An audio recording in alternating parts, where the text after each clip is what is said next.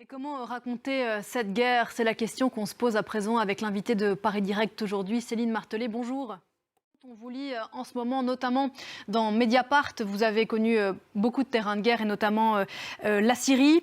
Comment raconter cette guerre, disais-je, entre Israël et le Hamas alors que nos équipes ne peuvent pas depuis 3 semaines entrer dans Gaza? Claire Duhamel l'évoquait à l'instant. C'est l'objet d'une tribune que vous avez initiée et qui a été signée par quasiment toutes les sociétés des journalistes des rédactions françaises.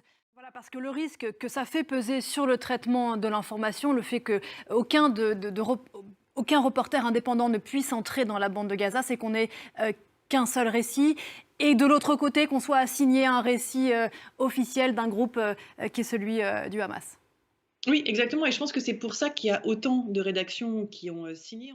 En 2014, lors du conflit précédent, l'armée israélienne avait permis aux reporters d'entrer dans la bande de Gaza. Qu'est-ce qui a changé depuis? Alors 2014, ça a été la dernière fois où, lors d'une offensive, l'armée israélienne a laissé entrer les journalistes. Je voudrais qu'on dise un mot enfin du deuxième objectif qui est très important de votre tribune, Céline Martelet. C'est appeler à la protection des journalistes. Selon une ONG qui s'appelle Committee to Protect Journalists, 28 journalistes ont été tués, dont 23 Palestiniens, 4 Israéliens et 1 Libanais depuis le début de cette guerre.